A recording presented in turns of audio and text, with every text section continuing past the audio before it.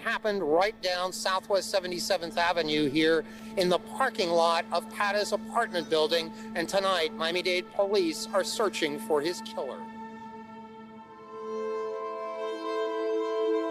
Yeah, Brian Pata was a defensive star in the Miami Hurricanes. He was going to be in the NFL in just a few months. I said, what do you mean they killed him? Like, why? Why would somebody do this? Was just coming home. I had just gotten home from work. And as I answered the phone, it was my mom. And my mom shared with me, "You haven't heard? Sydney is dead?" I just paused and started screaming.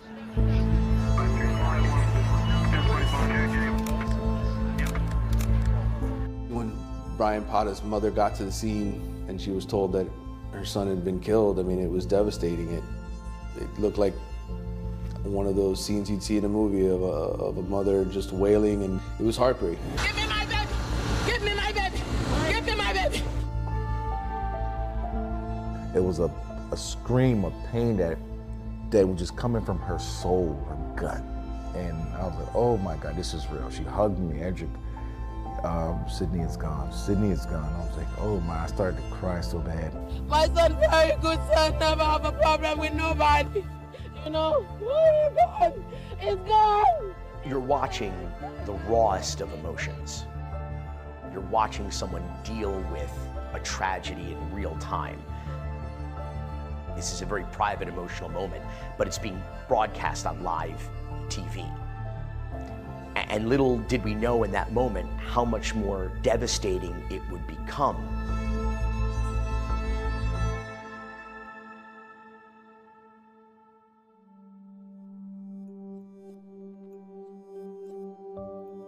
Life has always been a challenge and obstacles of test of who I am and what I will become. My name is Brian Pata, and this is my story.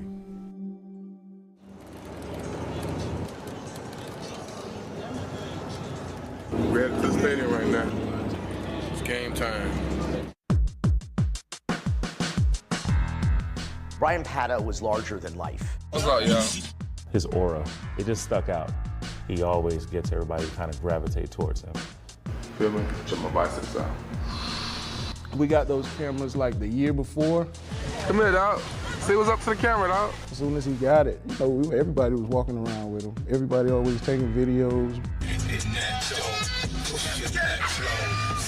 It's a true encapsulation of who this person was at that age, living in Miami, being a star football player. Take off your shirt. Yeah, Brian, he was always filming. He had to be in front of the cameras. He had to be recording him dancing. If you look at him, you know, it may be a little intimidating, but he was a great person. He had a great heart, great spirit. His smile could just light up a room when he came in. He made everybody laugh. It was just, he had a soft heart and really loved people. You could see this huge guy that looks, you know, this football player, but for me, I looked past that. I knew the soft side of him. That's the brother I remember.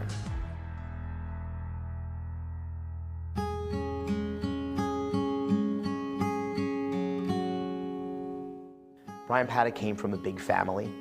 He had an even larger extended family when you consider the football team, the people in his life and community who looked up to him. My mom, she's from Haiti.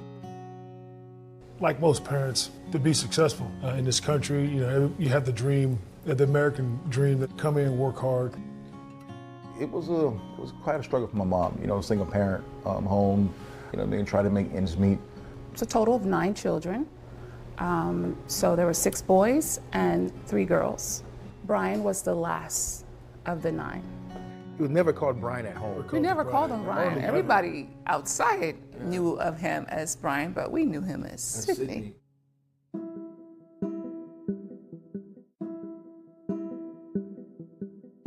Brian Pata, like a lot of people in Miami, didn't have it easy.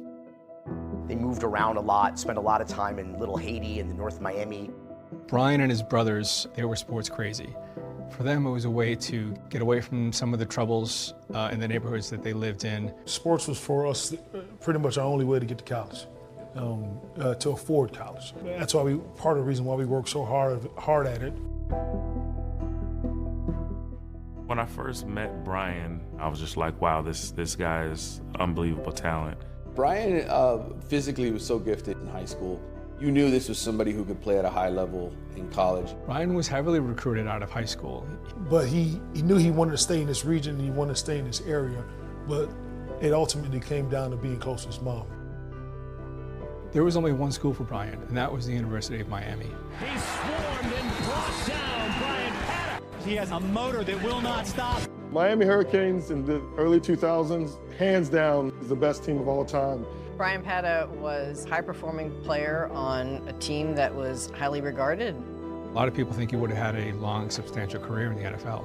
With Brian, his biggest hope was to make it to the NFL, be as successful as he possibly can be, in order for him to take care of his family.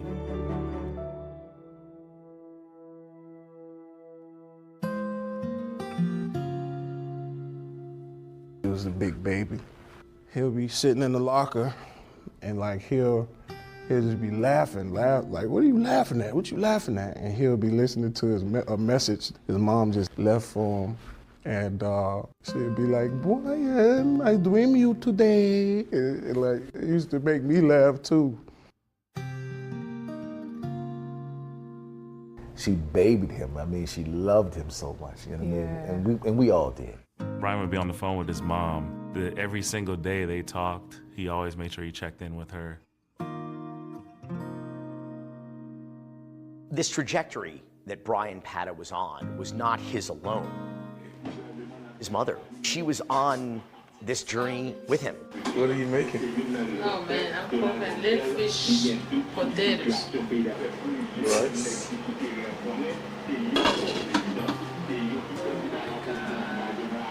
Fish. He was going to experience the American dream, which is to have a better life than your parents had, and to share that with them. And that whole trajectory was just derailed.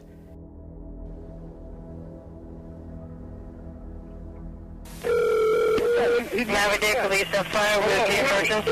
Hello? Yeah? Hello? What happened there? Somebody got shot. The guy's on the ground. I don't know where he's bleeding from, but he's on the ground, man. When police arrive, they start cordoning off the area. At some point, Miami-Dade police realizes that they need an assistant state's attorney's office representative to be there. They phoned Herbert Walker, who was on call that night.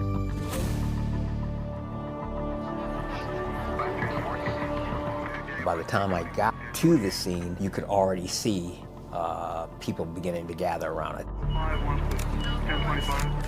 The night of the shooting, there was just a lot of police lights, people in the area, everybody wanting to find out what happened. And everybody sort of calling each other, what's going on, what happened.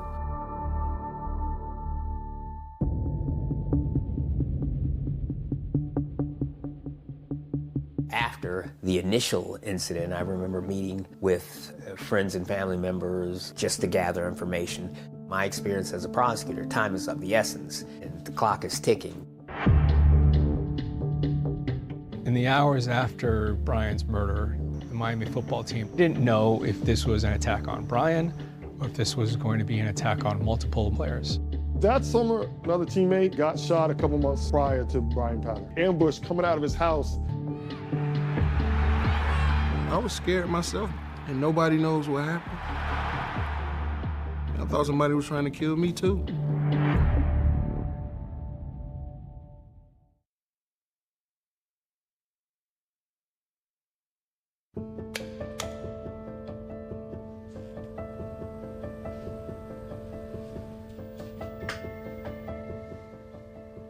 This is Murder at the U.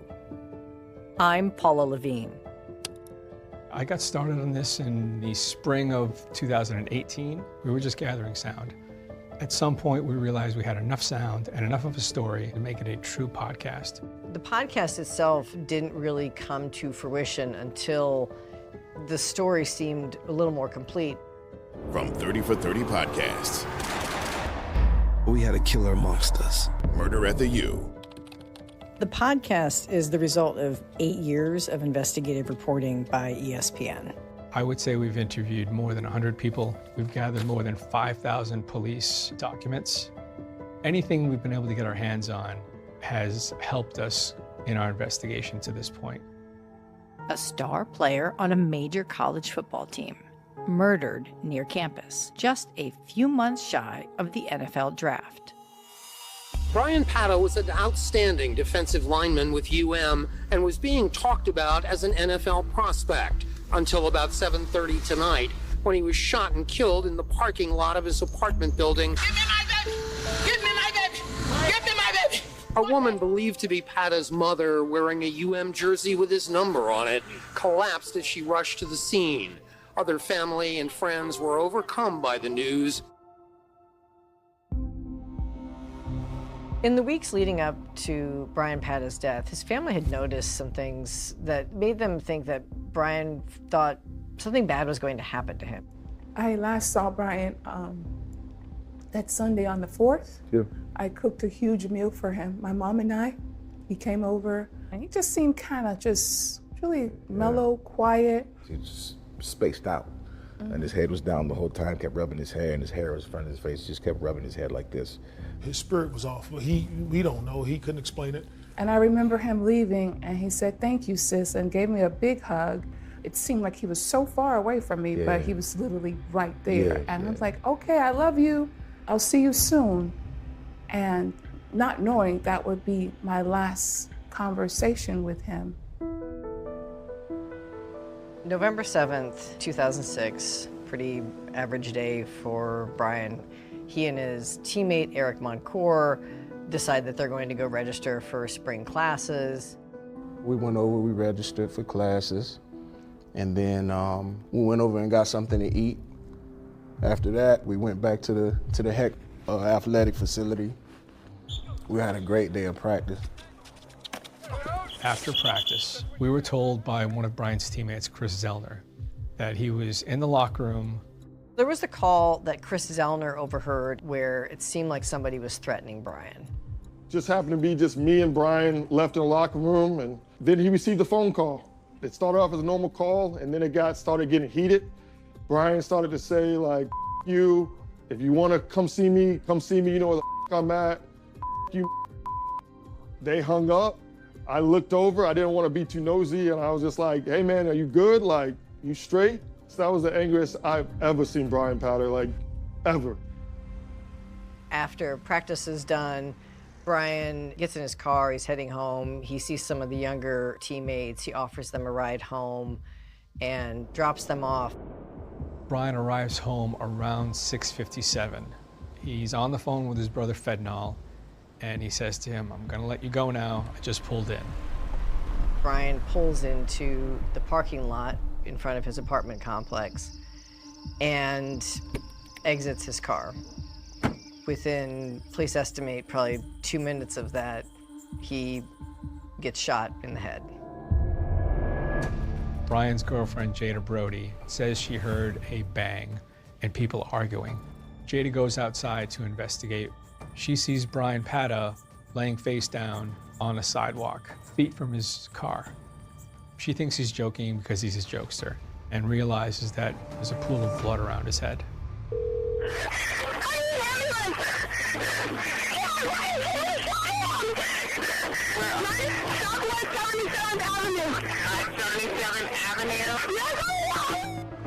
There's police cars, fire rescue everywhere. They basically gave me the quick overview of what had happened and told me that Mr. Patta was found face down on the sidewalk.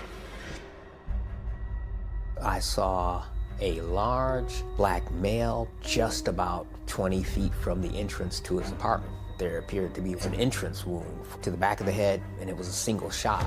Based upon the fact that we didn't find any shell casings, it was suspected that it would have been a smaller caliber revolver-style handgun. It was clearly not done as a robbery. They found Brian's wallet. There were 9 $100 bills still in it, his cell phone. Like, no one had stolen anything. To me, this might have been more in the line of a hit, a targeted assassination, if you will. All through the night, the police canvassed the Colony apartments, knocking on every door, but they turned up no eyewitnesses. There was no security camera footage. There was no obvious trace of the killer other than the bullet that had pierced Brian's skull. It was the worst feeling I ever had in my whole life. As an older brother, you always want to protect your younger brothers, and I felt like I wasn't there to protect them. It was awful, awful. Who could have wanted a rising football star with a promising future dead? Detectives began asking questions that night, asking Brian's family and teammates if he had any enemies, if he'd been in any fights, if he was worried for his safety. Turns out, the answer to all of those questions was yes.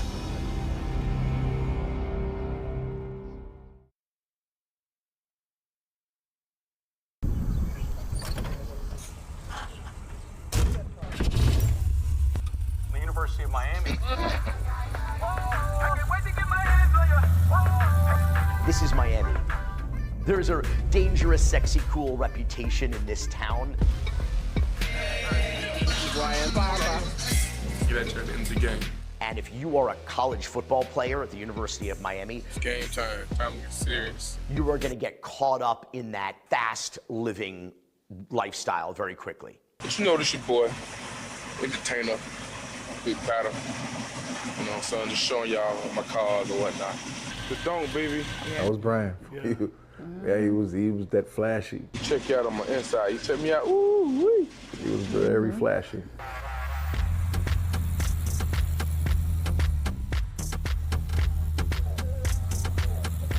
Back in the days, I used to do all the UM players' cars. K. Brown. This EJ don't. Brian came to the shop. This is what he wanted right here. This is his favorite color right here. Candy apple gold, the syrup look. He loved that. Brian's love of cars came during a time when a lot of kids his age were doing a lot of the same thing. He had a great joy of buying old classic cars, fixing them up, and then flipping them on the internet.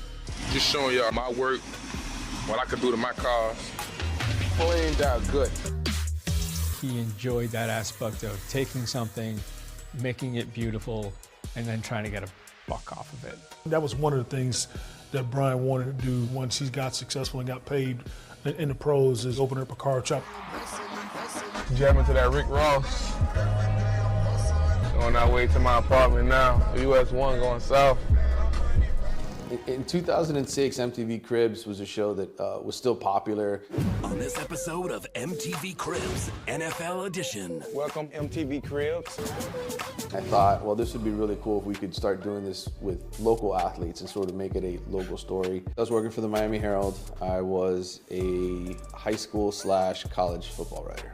And because of my long relationship with Brian Potter, I just felt like he was the perfect candidate. Because he was one of those top-ranked players who didn't feel like he was too big for you. He wanted to help tell his story. I attached a microphone with a tape recorder to Brian's shirt, and we recorded it. What up, y'all? It's my crib. I'm Brian Potter, University of Miami, defensive tackle. What's up? If you walk in, this is it's a townhouse, 2-bedroom, 2.5 bathroom. It's a living room. We got not that much stuff, but it's decent for athletes. I broke the TV. I kind of spilled juice on it. So no TV there, but a cable box. Check out the kitchen. We keep it clean. Probably got one dish in here, one cup.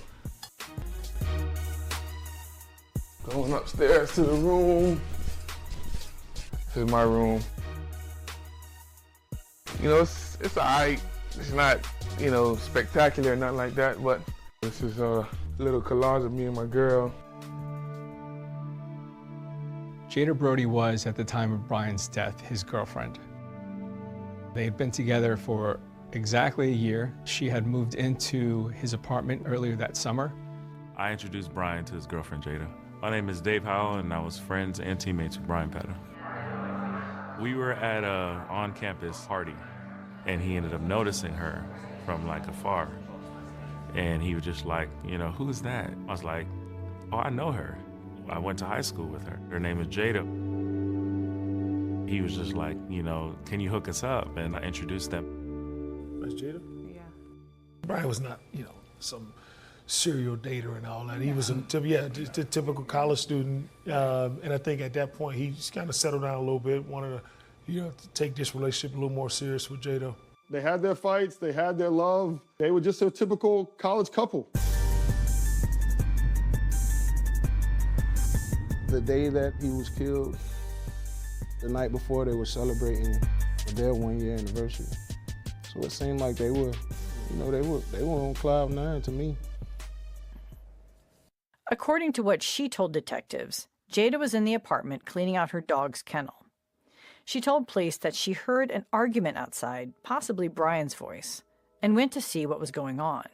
She saw Brian lying on the ground. At first, she thought he was playing a prank. Then she saw blood around his head. Jada said she ran back upstairs to call 911.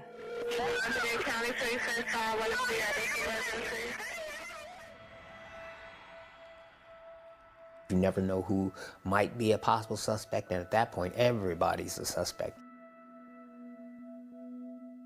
One of the things that police looked into and that we looked into as well were some conflicts that Brian apparently had with Jada's family. The police found that in the spring of 2006, Jada told her father, Jerry, that Brian had broken up with her because he suspected her of cheating on him. Jerry told police that he then called Brian to warn him not to speak disrespectfully about his daughter. The conversation with Jerry led detectives to Jada's twin brother, Jerome. Jerome Brody had been in and out of jail for various offenses, and his father said that Jerome would have killed anyone who messed with the family. You might have a situation where a brother, a sibling, might feel strongly enough that he might take matters into his own hands.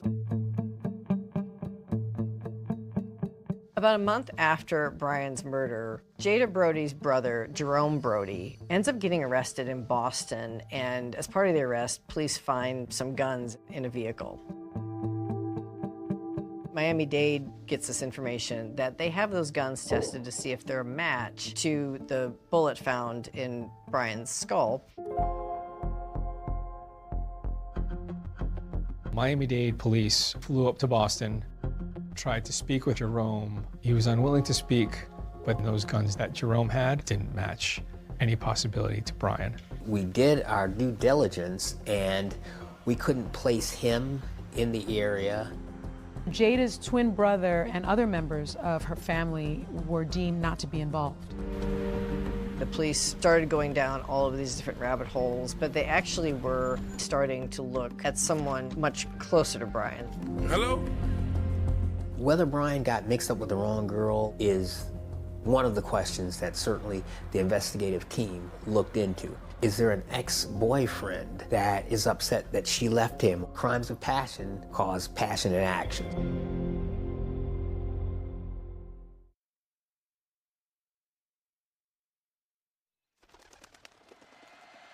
Brian Patta, a defensive lineman for the Miami Hurricanes. Brian Patta was shot and killed. Brian Patta was a great leader. A team leader. A selfless, fun-loving kid. Teachers loved him. A tragedy. We miss Brian Patta. Brian was laid to rest at the New Birth Baptist Church in Miami. The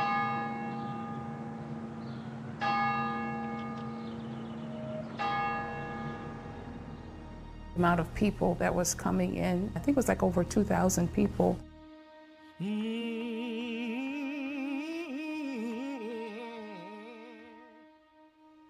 I remember my mom passing out, crying. Passed out completely. Yeah, completely passed out. A lot of our teammates was there. You know, it was a sad day, man. It was a hard day. Seeing a lot of teammates break down and start crying. It was a really tough day for the University of Miami. Look at this moment here. At the first game after Brian's murder, the team kneeled for a moment of prayer and silent reflection midfield with this big banner Brian Pada's image, the slain Hurricane teammate, a banner that fans made, and the team gathering around it at midfield. That was rough. We were just like numb, you know, like you didn't feel like playing no football, you know what I mean? Like the teammate just got killed. Months before Brian was murdered, one of his friends had purchased for him a suit to wear to draft day.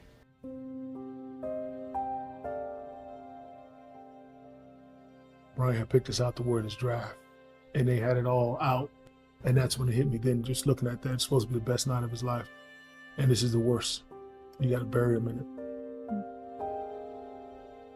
There's an alternate universe in which this tragedy doesn't occur, where Brian Pata goes on to the NFL, and he would have been a multimillionaire. It would have been another Miami Hurricanes American dream story. Everybody wanted to find out what happened. Just a lot of questions. Who did this? Who would have wanted to kill Brian Pata? In the hours after Brian's murder, the Miami football team decided to bring all of the players back to the athletic center, the Heck Center, to brief them all on what had happened. The one glaring thing that people noticed was that there was one player not there. Brian had an issue with one player on the team, and that was Rashawn Jones. He didn't like him, they didn't get along. He's not a good person. Brian Pata's name was buzzing at that time. There was a lot of talk about his future, a lot of hype about him going into the NFL draft. Rashawn Jones was more of a background player. You didn't hear his name a whole lot. Rashawn Jones was a safety on the football team, a defensive back, really didn't play very much. I looked at him as like a cool young guy, jokester. You could tell by the way he worked on the field. He was somebody who was passionate about the game. He was a ladies' man. I mean, I knew every time I seen him, he was trying to, get at the girls. In the early days of the investigation, police came across a specific beef that Brian had with Rashawn, and it was largely over Jada Brody, Brian's girlfriend. Prior to Brian and Jada being in a relationship, it was rumored that Rashawn and Jada had some form of relationship. That is what the friction that was there between Brian and Rashawn. According to some of Brian's teammates, there would be taunting about, she's my girl. There was definite jealousy and factors there that put those two at odds over who she liked, who she was dating, and what her history was with both guys. He just said that the guy kept trying to fight him, and so they kept getting to these little fights. In 2004, there was an incident between Rashawn and Brian that had happened on campus in one of their dorm rooms. The dorm fight, me, Brian, and Eric were walking up to Eric's room, and at that time we saw Rashawn leaving out of the room. We were just kind of like confused, like, why is he in there? I don't know. He said he was looking for DVDs. He was trying to apologize to me, but I really didn't want to hear it. I was just tired. I was ready to go to sleep because I had to be up in a few hours. Rashawn ended up trying to, leave out of the room, and then Brian ended up punching Rashawn. And me and Eric kind of looked at each other like, did this really just escalate like that fast? I broke it up. When Rashawn was walking out, he told Brian he might as well go ahead and clip up. They heard Rashawn say to Brian, "You better clip up," meaning that he better get a gun. I was like, y'all about to shoot each other right now? Get out of my room. Like, you know what I mean? I'm about to go to sleep. Like, I'll holler at you. Rashawn Jones threatened Brian, so you never take anybody who threatened your life lightly like that. I don't think that he looked at that as like a threat. I mean, he never really mentioned it after. You know what I mean? Here's what we had learned about Rashawn. Rashawn had conflicts with Brian. He would have known the Hurricanes' practice schedule and what time Brian would arrive home. According to the police report, there were no eyewitnesses to the shooting. No murder weapon was ever found. and there was no record of any physical evidence linking Rashawn to the crime. Clearly the name Rashawn Jones came up, but it was on a list of many names that we were looking at. Initially, police looked into a broad string of incidents involving the Miami football team, but they weren't able to make any connection to Brian's shooting. As the investigation continued and police widened their search, they realized there was a long list of people who may have wanted to harm Brian. At one point, the police had been alerted by a jailhouse snitch that his cellmate had allegedly confessed to him one night. As part of vetting, the police had the informant take a polygraph.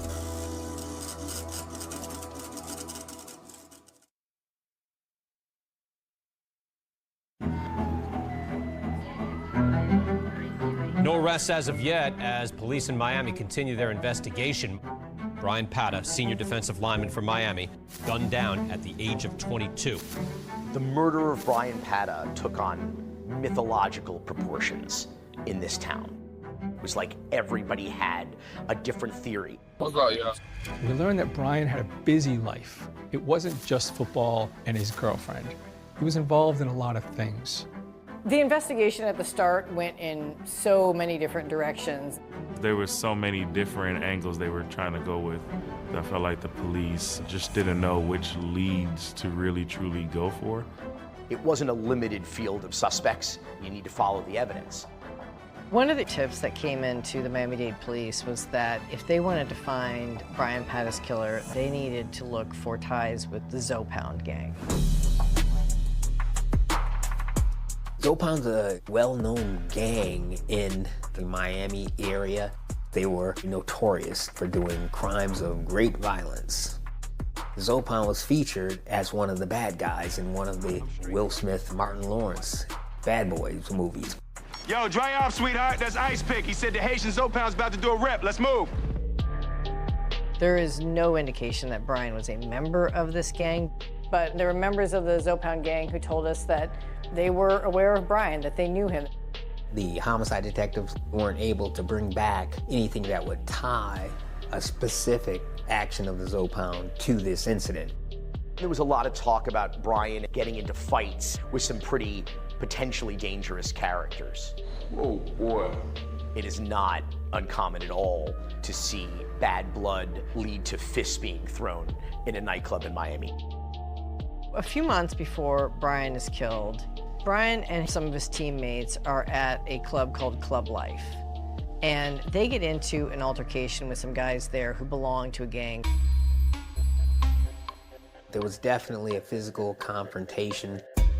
Brian's throwing punches and he's clearly involved in the fight. And as they are leaving, members of this gang are telling them, we're gonna come after you for this.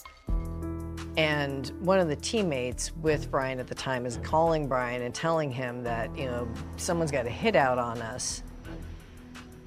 At first, Brian was definitely worried about these guys. His girlfriend found him sleeping in the closet where he kept his shotgun.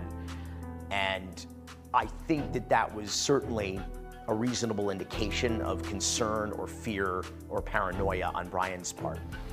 The Club Life investigation didn't seem to go anywhere, but then a few months later, the police got another promising lead, an alleged jailhouse confession.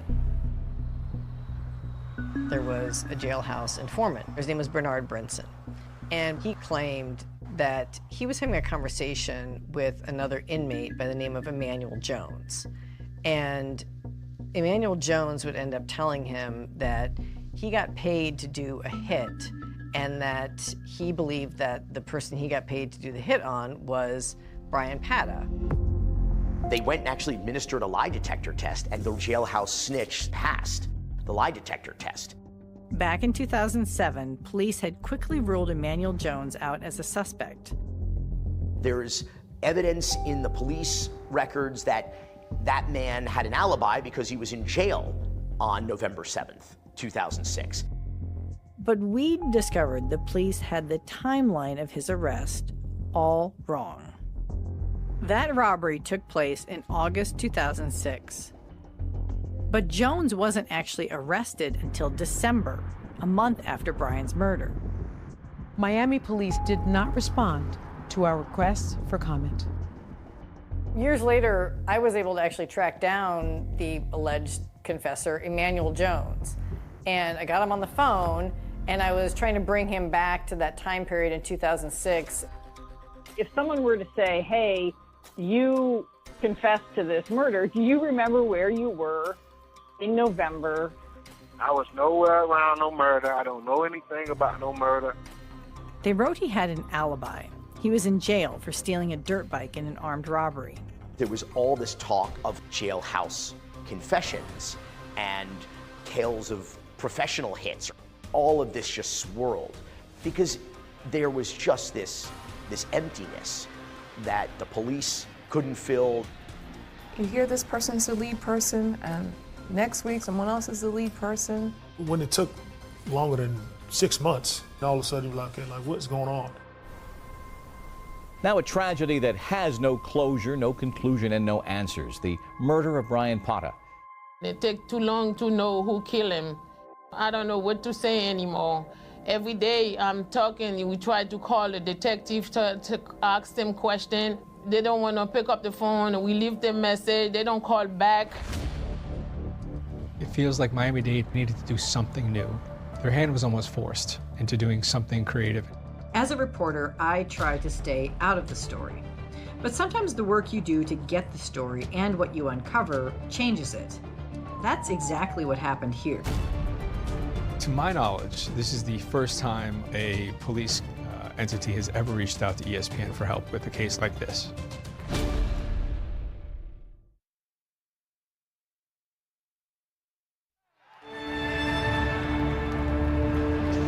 Welcome inside Radio City Music Hall.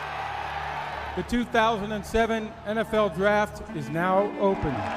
In April of 2007, the NFL Draft was held at Radio City Music Hall. The Chicago Bears take Greg Olsen, tight end, Miami. Seeing those guys that he knew and get picked, it was real sad to watch.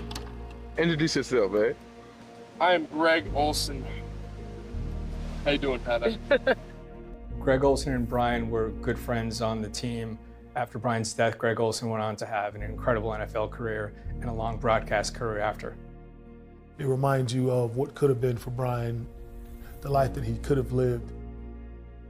It isn't entirely clear to us how this case ended up becoming a cold case. There was a ton of media attention at the time, but fell off. The family reached a point that they were very frustrated with the police efforts to finding answers. When you look at the police file, you see very, very little new inserts from 2010 to 2016. It was almost like nothing had been done. It's March of 2017, and the family is holding a joint press conference with Miami-Dade PD. It's hurt. It's hurt. 10 years now. We don't hear nothing from my son. Brian's mother turns very accusatory towards Miami-Dade police. They don't work in the case so well. The system don't work. I have to say something. It's hurt me. I think it was the pressure from the family that finally prompted the Miami-Dade Police Department to reach out to the media to see, okay, look, the family wants us to do something. Let's at least make the effort to put the word out there again and see if we can generate some leads. Maybe now, 10 years later, somebody who might have information might be an adult now. Maybe they'll do the right thing and make that one phone call that we need. So in the summer of 2017, Miami-Dade police reached out to ESPN in the hopes that we would produce a feature, wait for this matchup tonight. hoping that it might trigger something in somebody watching it.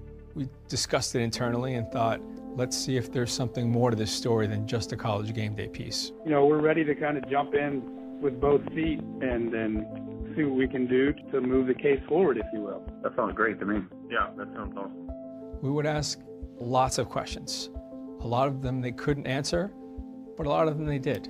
What do you know, if anything, about maybe what led up to it, or if there was an argument or anything? We don't know if he had bad blood with anybody. As of right now, we really don't have a motive.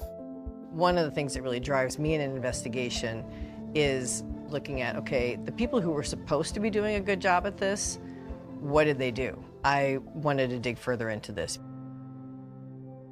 Once we started putting in requests for actual police evidence and police files, it quickly became a little bit adversarial. There are a lot of questions we have about witness interviews, phone records, and any other possible leads that you guys have gone down that we would love for you to share with us. That's stuff that is, since it's still active, we can't disclose.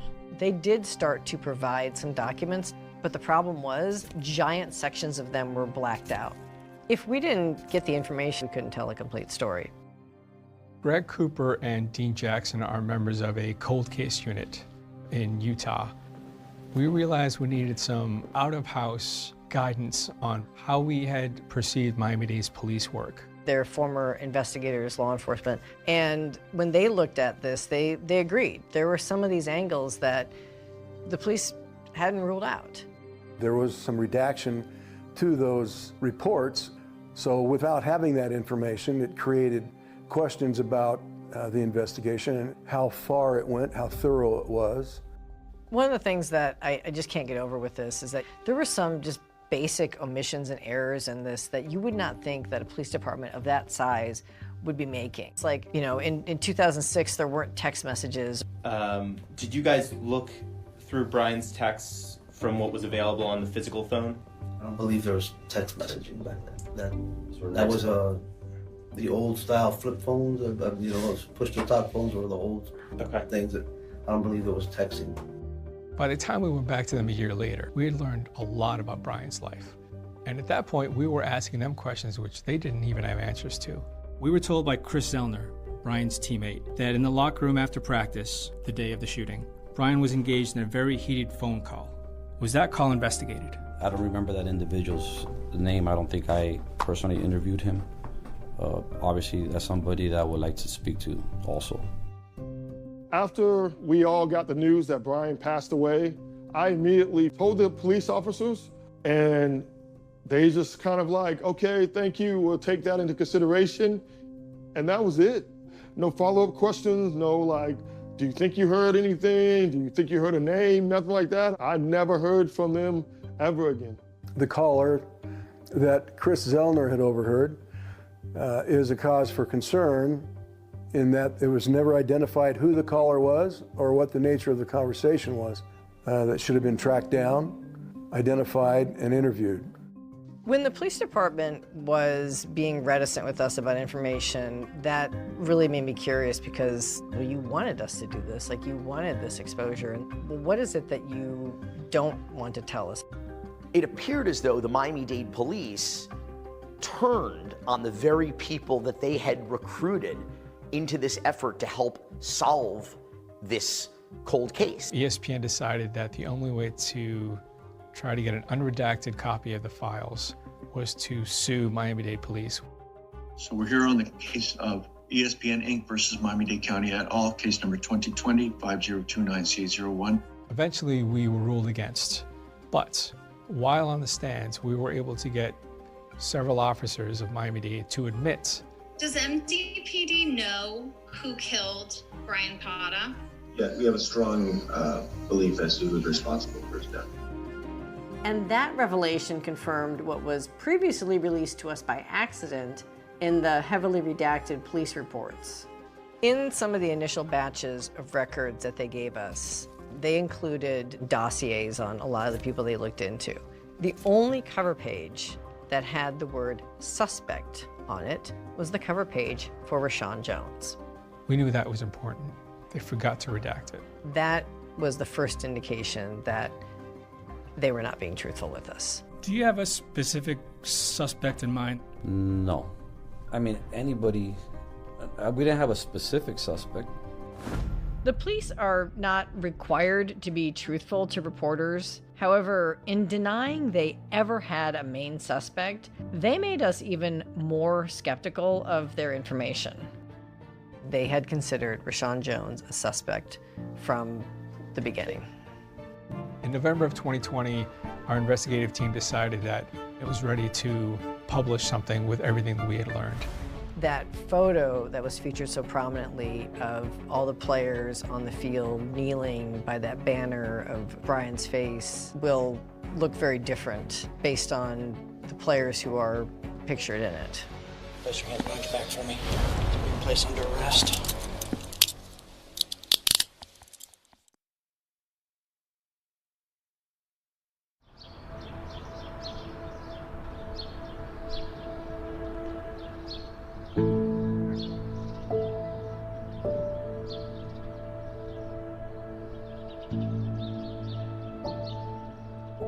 My mom, she still talks to him, and we help her clean the gravesite. The heartbreak of not knowing. There's not a day that my mom did not wake up. She's in tears. She'll never be the same. I remember my son every day. It's sad. While interviewing the family, we learned that every year they held a vigil on the anniversary of Brian's murder at his gravestone. I try to keep this case active as much as we can. 13 years later, you realize nothing's been really done. Somebody just kill him like this, it's not right. One day, truth gonna come out.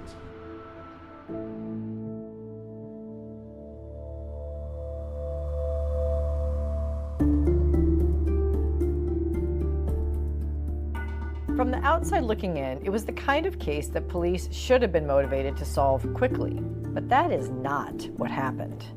Instead, weeks turned into months, which eventually turned into years, and Brian's murder remained unsolved. In November of 2020, our investigative team decided that we'd probably taken the case as far as we could to that point. That's when the digital story came out.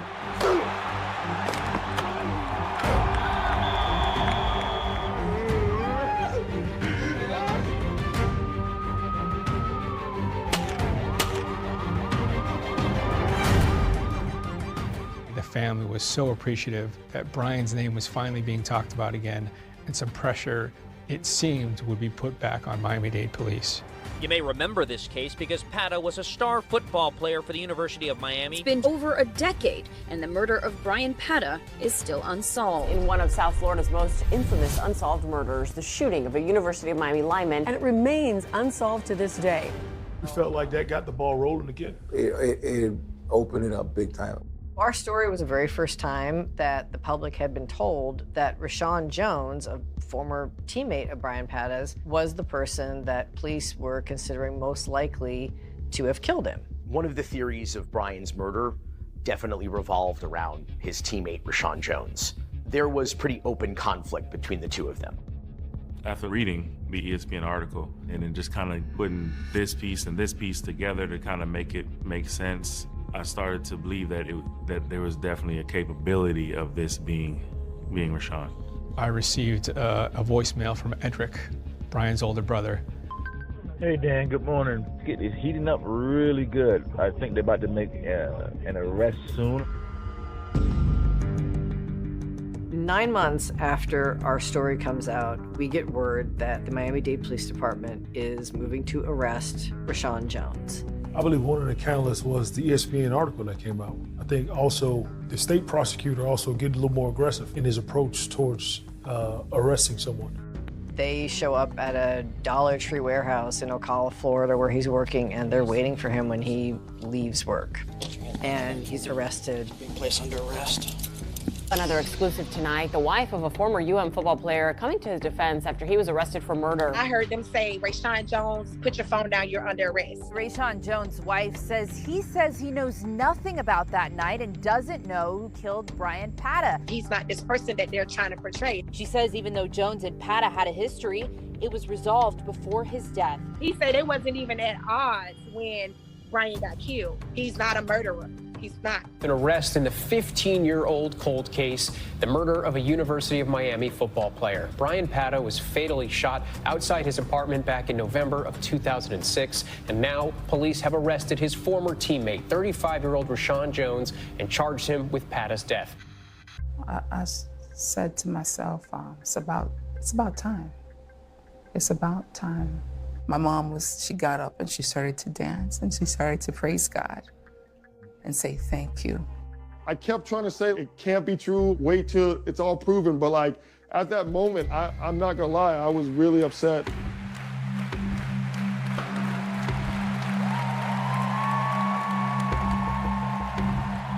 Look at this moment here, Brian Pada's image, the slain Hurricane teammate, a banner that fans made, and the team gathering around it at midfield.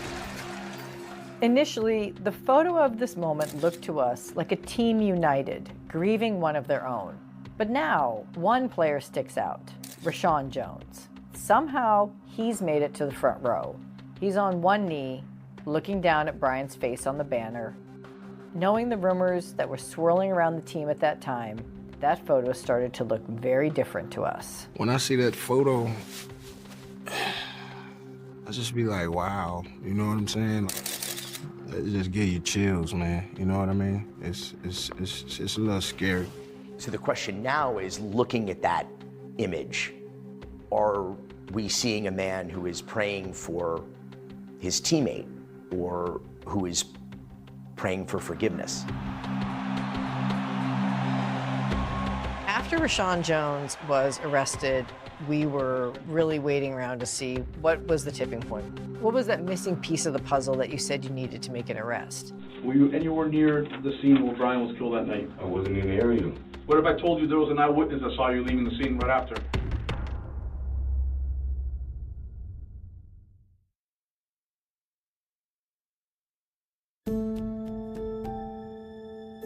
"35-year-old Rashawn Jones, a former defensive back for the Canes, was arrested in Lake City in Marion County earlier today with the help of U.S. Marshals. After Brian is killed, Rashawn had gone on to marry his high school sweetheart, Ashenda. He has 5 children, and he's doing some coaching stuff. He's somewhat still involved in football, but seems to be living a pretty average life. In August of 2021, Rashawn Jones was arrested and was subsequently interviewed and interrogated for this crime. Have you already patted him down? Mm-hmm. Yeah, we've gone through everything, pockets and stuff. And in walks Miami-Dade Police Detective Juan Segovia, who took over this investigation from Miguel Dominguez, who retired right after our lawsuit. How many hours did you sleep last night?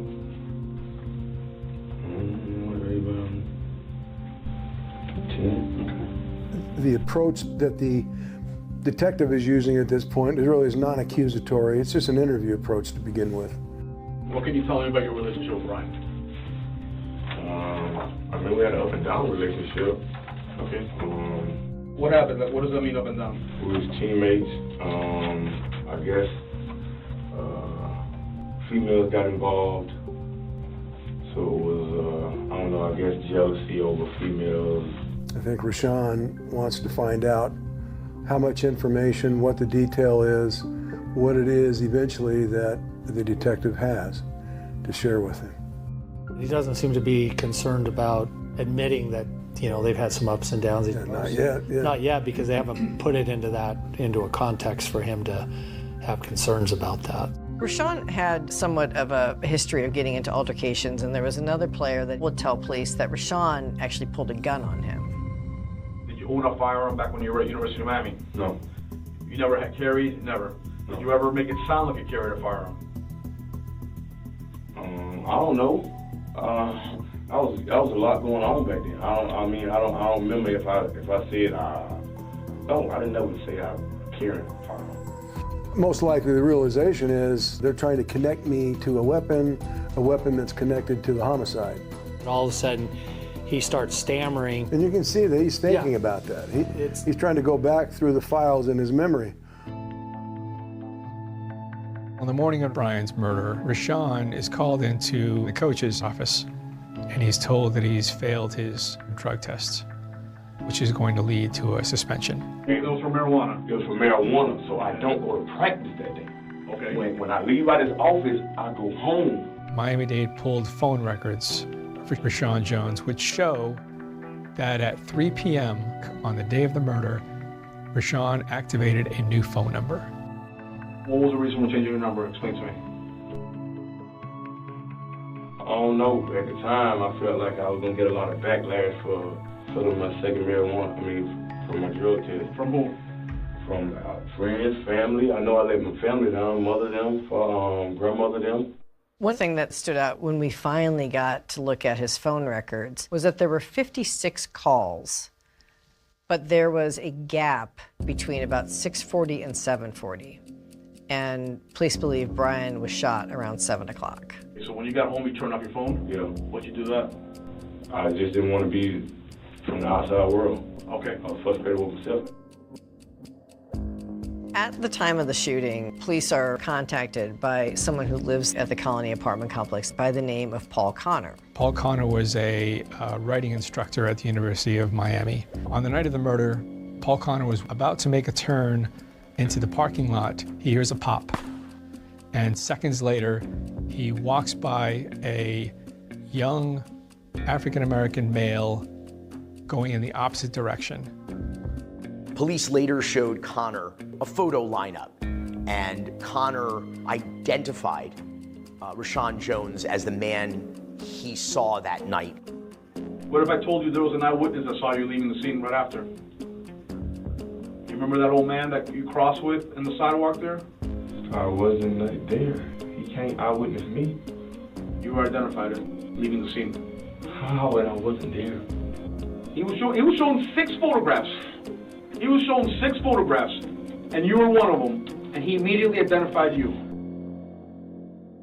I can't explain it to you. I don't know. Just really bad luck? Really bad luck. I'm telling you, I have nothing to do with this guy murder. Nothing. Ain't no 15 years of telling myself I didn't do it, or ain't no trying to convince myself I didn't. Nothing. His concurrence that, yeah, it's just bad luck. This is just bad luck, really bad luck for me.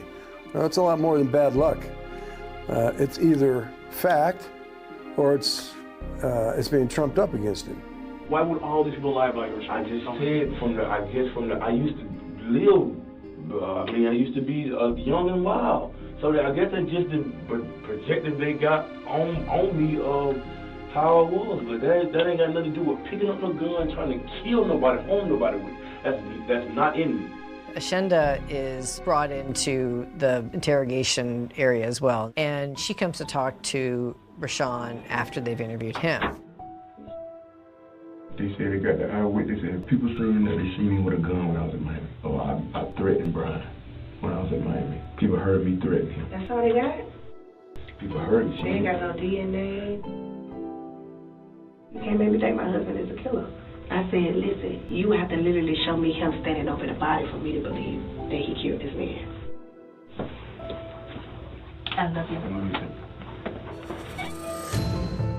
You've got a star witness involved here, identifying Rashawn as the individual responsible, and it behooves the prosecution to ensure that that individual is safe and willing to participate and capable of it. In the lead up to the trial, the prosecution had been telling the court that there had been issues with tracking down Mr. Connor. They tried his phone number, they tried his address. He was nowhere to be found. They just presumed that he was dead. But something here just didn't seem right. I find people for a living. I just didn't believe he was dead. Mr. Connor?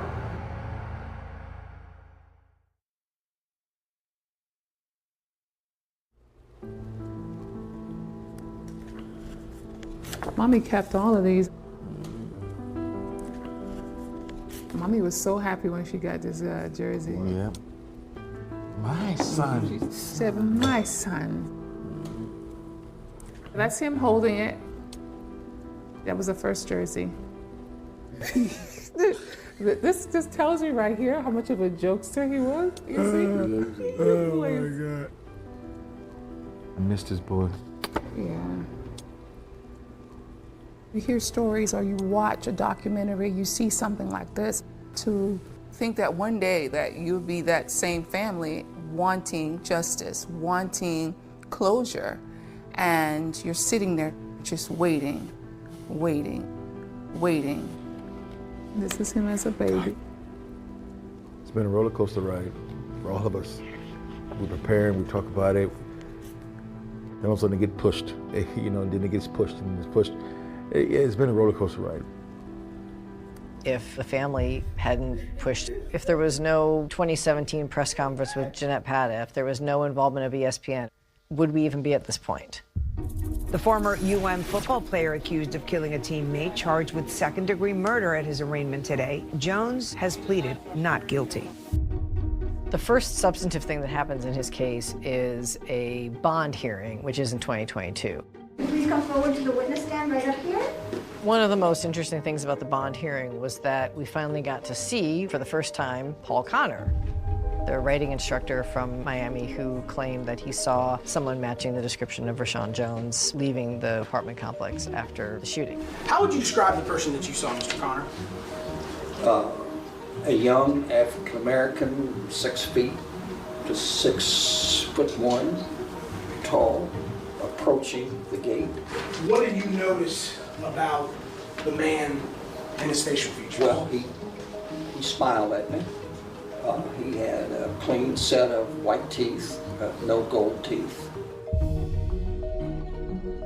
The bond hearing lasted a few days, and at the end of it, the judge set Rashawn's bail at $850,000. But his family couldn't come up with the portion needed for bail, so he remained in the Metro West Detention Center in Miami. Time passed, and 4 years after his arrest, Rashawn was still in jail, waiting for a trial. I got contacted by Rashawn because another client referred him. I went to see him at the jail, and he told me a little bit about his case, about the fact that it had taken 15 years. The case did not sit right with me, and I decided that I was going to represent him. Rashawn Jones has a fiercely passionate and dedicated defense team in his corner. Sarah Alvarez is 30 years old. This is her first murder case ever. So when I came onto the case, the witness list that the state had filed was very incomplete. I realized that there was a lot left to do in terms of deposing these witnesses and also tracking down other witnesses who the state was saying they had never had contact with. As it turned out, one witness was extremely difficult to track down. In the summer of 2025, the state attorney's office comes to a hearing and says something that is pretty shocking, which is they can't locate their main eyewitness, which is Paul Connor. They couldn't find him. They said they had run him in all the records databases, and we kept pushing and asking for evidence of this. The prosecution had been telling the court that there had been issues with tracking down Mr. Connor. They tried his phone number, they tried his address. He was nowhere to be found. They just presumed that he was dead. As someone who does this for a living and tracks people down, I did not believe that Paul Connor was dead, because when you die, you create a paper trail. Paula Levine phoned one of Mr. Connor's previous co-workers. She was so concerned that she called a welfare check to be done on him. Remember, this is a private individual just calling up the Louisville Police Department to do this. Hey, are you Paul? Yeah. Paul, how are you? Yeah, I'm okay. Perfect. All right, thank you. Have a good one. A few weeks later, producer Dan Aruda and I made a trip to Louisville to see for ourselves. We arrived at the address that both we and Miami-Dade had for Connor. Hi, are you Paul Connor? Yeah. Have you been contacted by anyone recently from like Miami State Attorney's Office at all? No. Just before the murder trial for Brian Pata is about to start, a key witness is found who police thought was dead. It wasn't the police that discovered this key witness wasn't dead. It was ESPN. I mean, that's just wild. 2020 reached out to the Miami police with specific questions about their investigation. They did not respond to our requests for comment. All right. So as the case finally heads to trial after all these years, all eyes are on that courtroom in Miami. Nearly 20 years after the deadly shooting of a UM football player, it's time for trial for a teammate accused of the crime. This case got really personal for all of us. We were ready to take the gloves off and throw down. Everyone out. Everyone out. Yes, everyone out, including out. Unbelievable.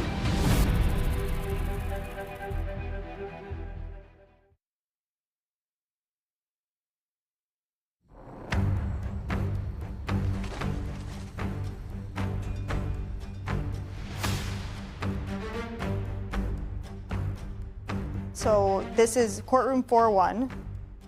It's really only used for the big trials. It's the same courtroom where Ted Bundy was tried. And they knew that the media would be interested in this case. The first day where testimony is scheduled to begin, here comes the Pata family in force into the courtroom. His brothers and sisters and his mom, Jeanette, who is in a wheelchair. We've been preparing for the unknown because this is the hardest thing. We've never gone through this before. And to see them all come in and fill up, 2 full rows in the gallery, it was powerful. They sat down and I think they bore witness. I mean, that's the best way to put this, to what they hope is justice. The inescapable feeling here is justice delayed is justice denied. State of Florida versus Rashawn Jones. State prosecutors say over the 15 or so years of this case, all evidence really pointed to the defendant. We are asking that you just pay close attention to each and every witness who testifies, because each person will provide a piece of evidence that in the end points only to one person. The man sitting at that table over there, Rashawn Jones. So for the prosecution, this case basically comes down to the relationship between Brian, Jada, and Rashawn. All roads did not lead to Rashawn Jones. Just because the government tells you that something is true does not make it so.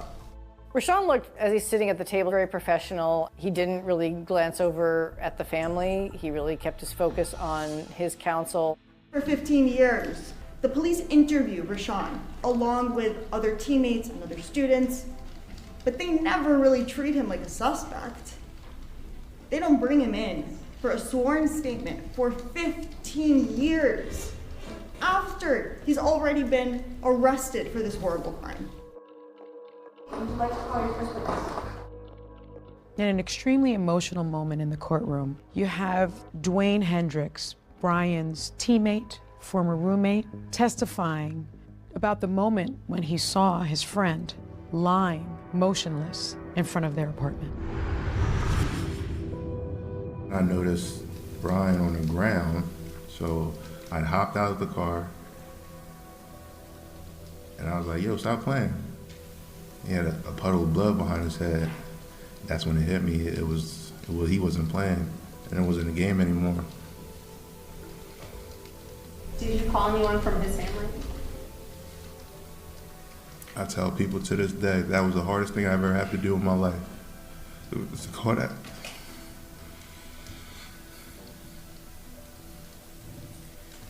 To call his mom and say that her youngest is dead.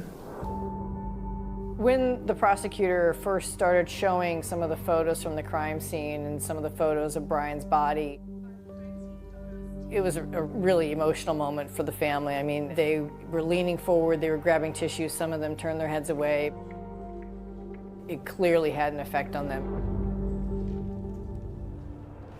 Good afternoon, Mr. Howell. Dave Howell, Brian's teammate, testified about the hostility that he saw between Brian and Rashawn over Jada.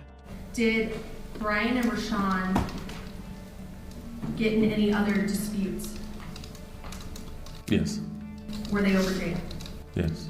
Did you see any of those disputes? Yes, I did. Can you tell us what you saw? It was in front of the cafeteria. It was just words between the two of them and they moved on. It was nothing physical. And former teammate Eric Moncourt testified about the day that they came up to his dorm room. Brian ended up pushing him, and he pushed him, and I think he punched him, and punched him, and then he got on top of him and started headbutting him. And then I ended up grabbing Brian and pulling him off, and Rashawn got up and he walked out the room. He was like, boy, you might as well go ahead and clip up. During cross-examination, the defense attempted to downplay the statement "clip up." You didn't actually believe that Mr. Jones was going to shoot anybody, correct? No. You didn't take this as a serious threat? No. After this fight that happened in your dorm room in the summer of 2004, you thought that it was over at that point, correct? There was no further beef? Yes. And you never heard anybody bring this fight up again, right? Not to my knowledge. But the key testimony came from that alleged eyewitness, Paul Connor. I'll keep this very brief. I really just have one question for you. What did Rashawn's teeth look like in November of 2006? So if you think about it, this entire case could possibly come down to the description of someone's smile.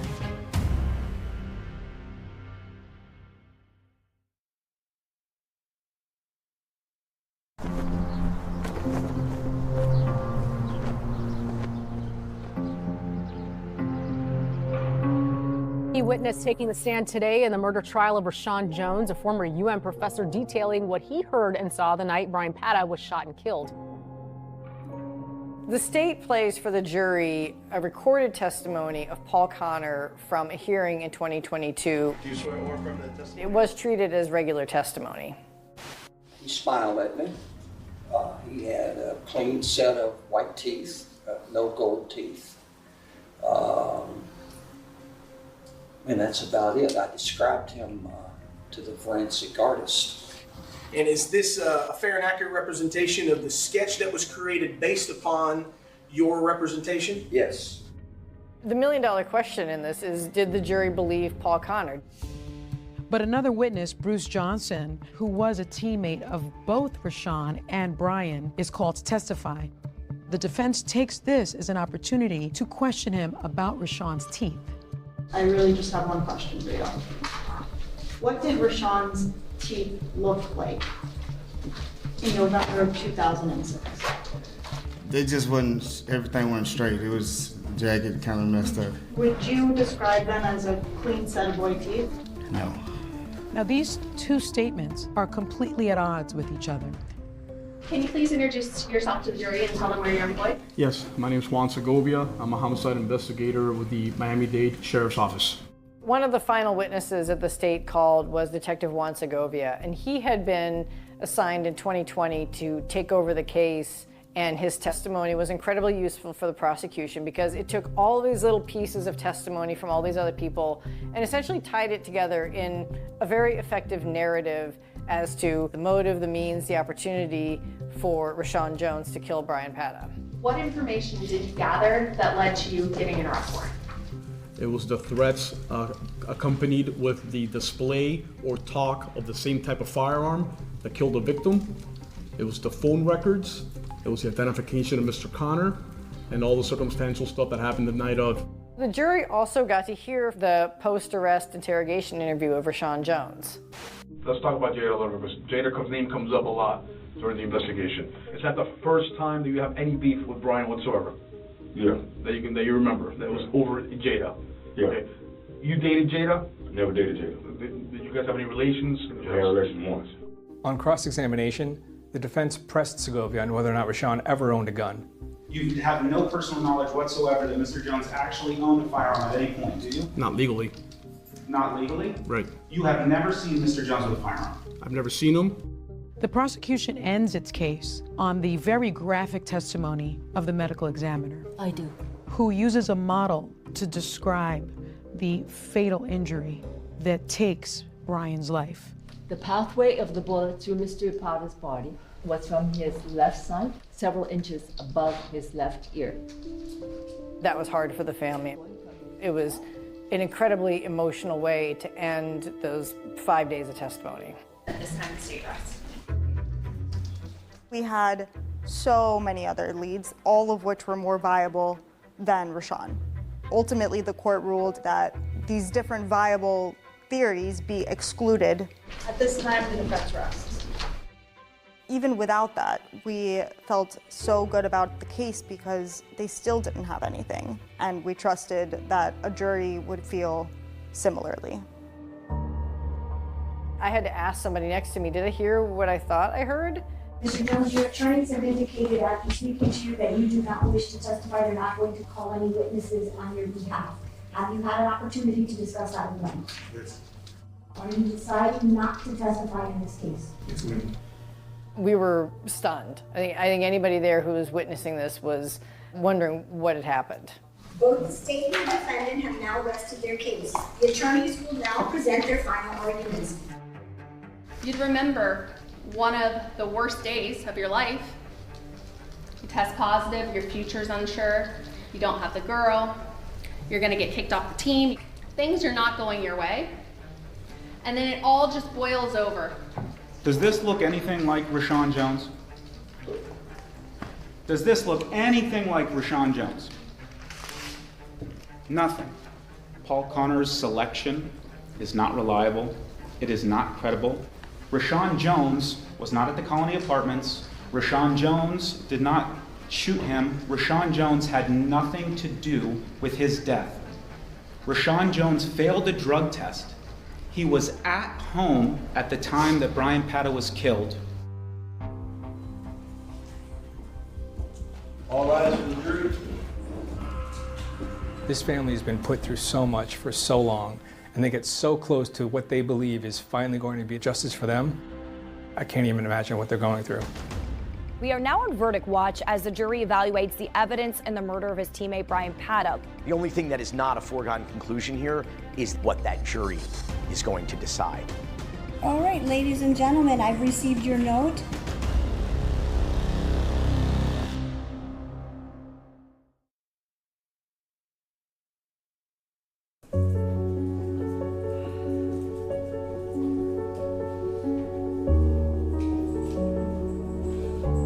I've received your note indicating that you continue to be deadlocked, and so at this time I will declare a mistrial and a hung jury.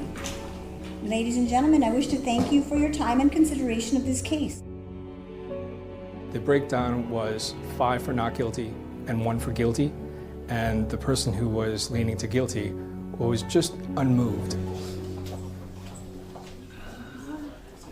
This has to be extremely difficult for the family, and in particular, Jeanette, Brian's mother. She has called for justice for her son, her youngest child.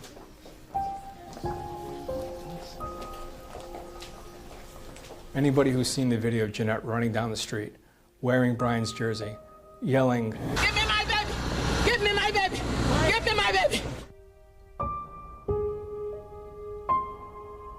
and then to juxtapose that with her being wheeled into an elevator because she's so frail that she can't walk on her own, kept saying 20 years, 20 years. We come here!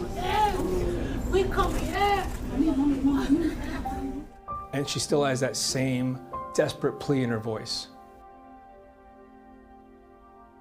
We're frustrated, but we're also resilient.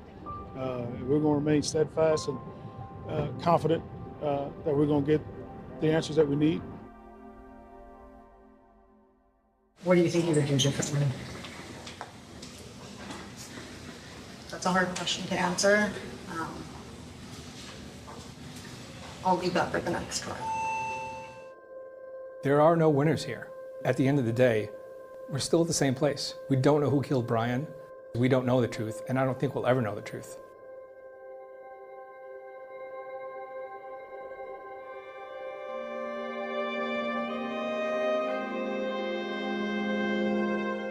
The damage is done. The lives of multiple individuals have been completely ruined. His fate was really demoralizing and discouraging, not just for the Miami Hurricanes football program that fell into a precipitous decline after that. It was devastating for this city, and particularly for the community that Brian came from, which is always looking towards our athletes as role models, as symbols of hope and opportunity. He did have such a love for the community that he was raised in, and he understood the importance of him making it.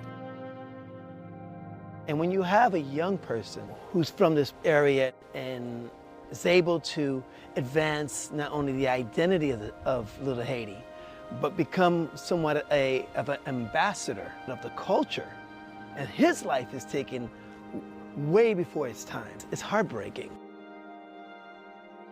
Brian's part of his life and the tragedy of his experience is like a candle from the dark. And when that light is lost, it hurts us all.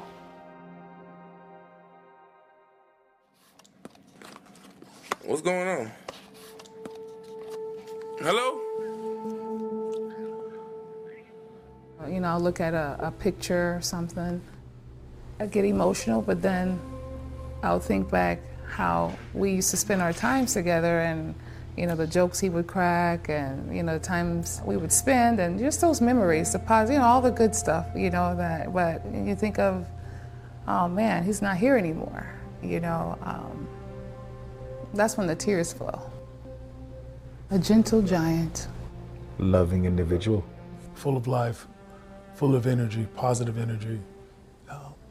Someone who's truly missed. It's still hard for us today.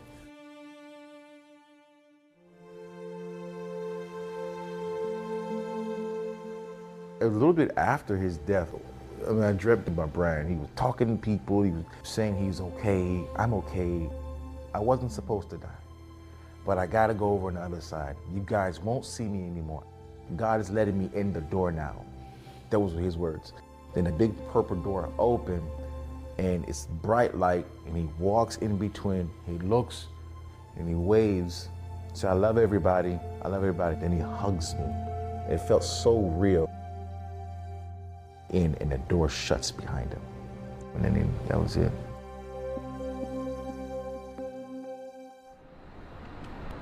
You know, it's a dream that keeps Brian connected to his loved ones. His family's journey for justice will continue as the state is expected to retry Rashawn Jones. So more to come, David. For additional information on this story, you can listen to the 30 for 30 podcast, Murder at the U, which chronicles ESPN's 8-year investigation into the case. That's our program for tonight. Thanks so much for watching. I'm Deborah Roberts. And I'm David Muir from all of us here at 2020 and ABC News. Good night.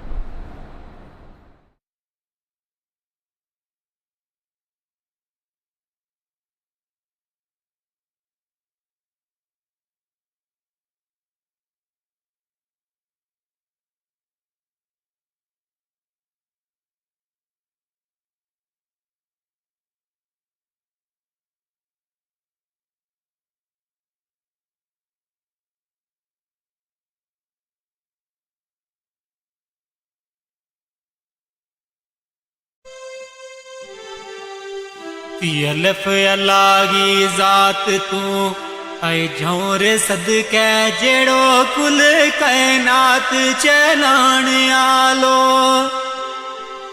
अल्फ अल्लाह की ज़ात तू झोरे सदके जेड़ो कुल कायनात चलाण आलो हुक्म उस गे बाजना पतर अल्लाह ओ तेरो मेरो वजूद बनाण आलो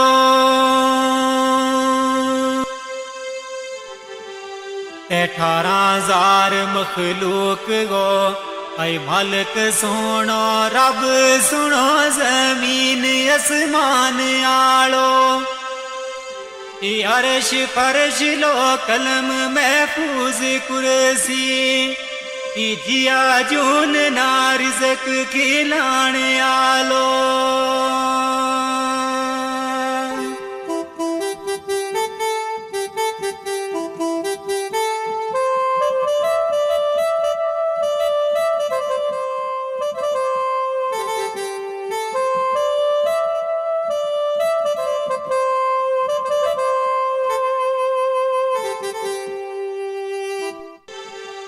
दाल दुखांगी गल सो नौरे तमना एक बच्ची मासूम रोलाओ गई है दाल दुखांगी गल सो नौरे तमना एक बच्ची मासूम रोलाओ गई है ओ उसकी मारे गुलनाज है बहुत दुखिया ये मारा सीना माँ बर छिला हो गई है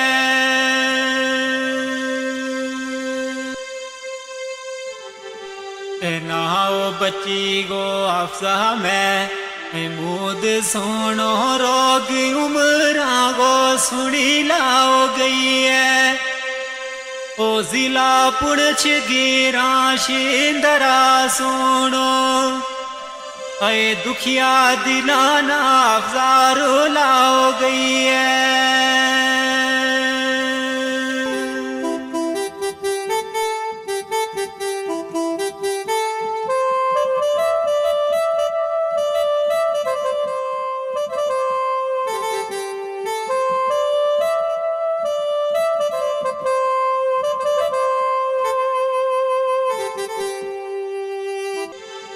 दाल दर्द जो दयागा आई बोते हो खाए पर बचागी नारे जो दई होवे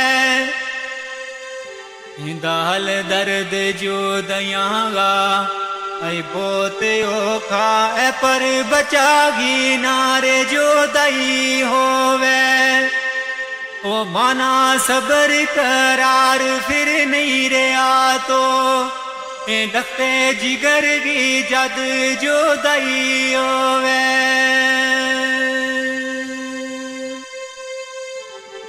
ते बाप उसको मैं मुँह दियो हुसैन दुखिया अफसा जही बची सीने लाई होवे ओ दुख मुझ जावेद माँ बाप नावे ओ बचा किसे ही नारे जो दई होवे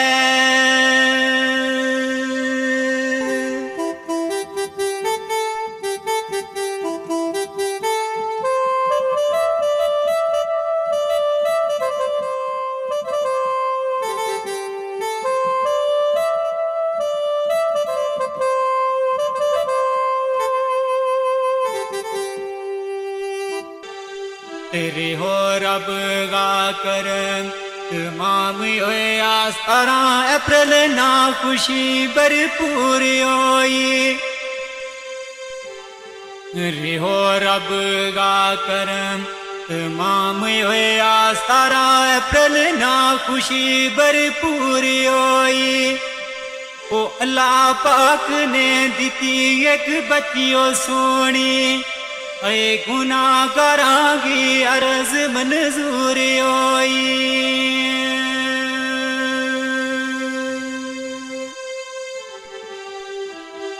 दिन माँ दाखिल रही महारात अय 10 बजे ऑपरेशन होयो ते टेंशन दूर होई ओ दीती खबर फिर आनी उन डॉक्टरां ने हो गई बची पर बड़ी कमजोरी होई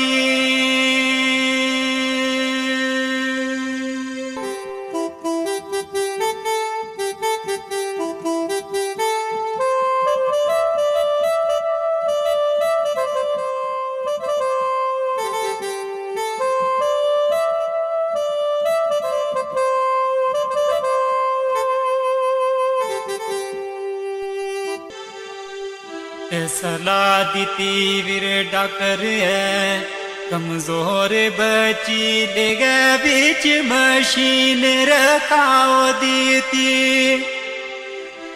सलाह दीती डॉक्टर है कमजोर बची ले गए बीच मशीन रखाओ दीती 18-19 तक रखी पुणछ अंदर और पर इकी नर जोरी कराओ दीती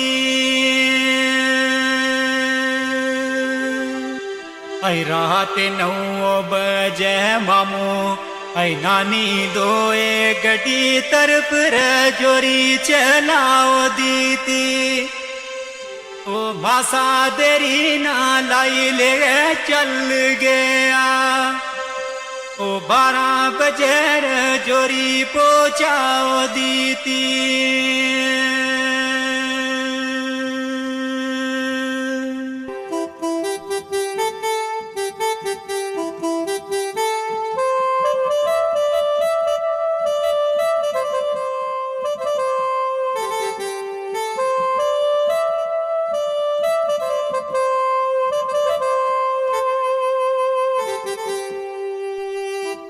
किसना चैन सकून फिरे उस दिन तो रस्ता बिच डाडा परेशान होया किसना चैन सकून फिरे उस दिन तो रस्ता बिच डाडा परेशान होया रात 12 बजे रजोरी पुजया कि जल्दी डॉक्टरां कोल रवाने होया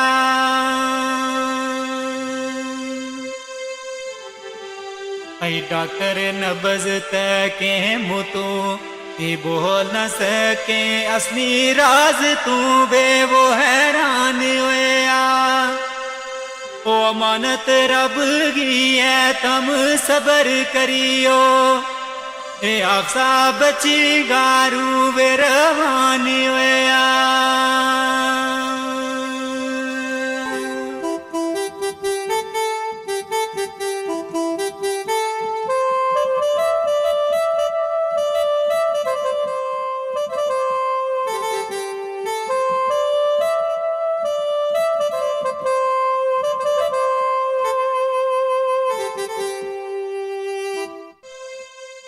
किसना होश रे ओ सुनी खबर जिस दम आया है आप जायमना छोड़ गई है किसना होश रे ओ सुनी खबर जिस दम आया है आप जायमना छोड़ गई है एम्बुलेंस करी वापस पुणच चलना मारी किस्मत अज मुख रे मोड़ गई है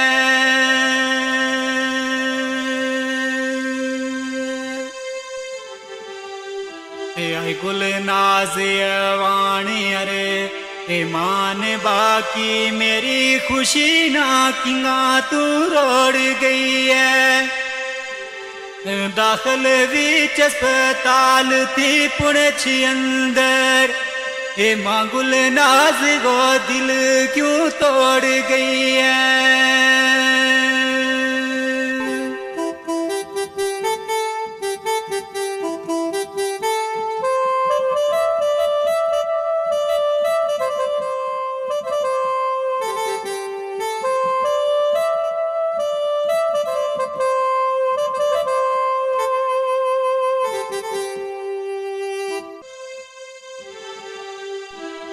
अप्रैल 22 ना सुबह गए 5 बजे वतन शींदरा पुजे आयान सदके अप्रैल 22 ना सुबह गए 5 बजे वतन शींदरा पुजे आयान सदके माना 10 बजे एम्बुलेंस आने तेरा तकन गाया अफजायर मान सदके पे कितना दुख था महंगा काल जामा जाने वाया रब रहमान सदके और वे बाप महमूद परवेज नानी नाले रोवे सजाद यवान सदके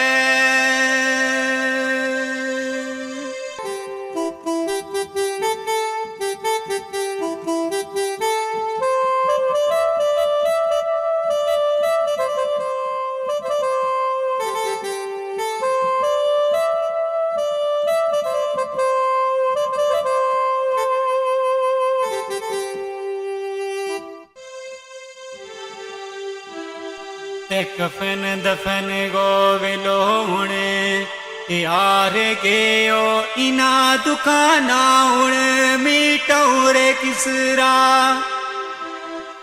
कफन दफन गोविलो हुणे हार गयो इना दुकाना हुण मीटौरे किसरा ओ जीता मांगे बचा गो टूर जानो इस शेर बर कलम चनो किसरा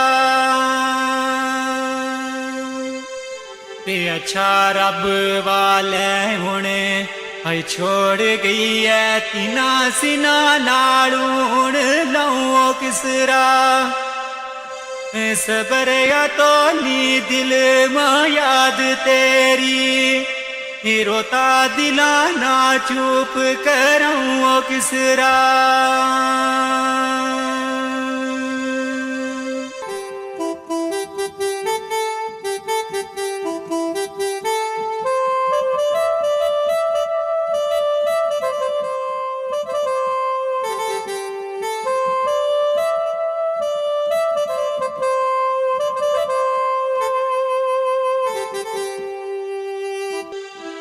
फिया मान इना दुखाने हई मुकणो नी 4 बजे रे आपका दफनाओ छोड़ी हई फिया मान इना दुखाने हई मुकणो नी 4 बजे रे आपका दफनाओ छोड़ी वतन पुणछ गिराशी दराय अंदर ओ सोनी निकी जी कबर बनाओ छोड़ी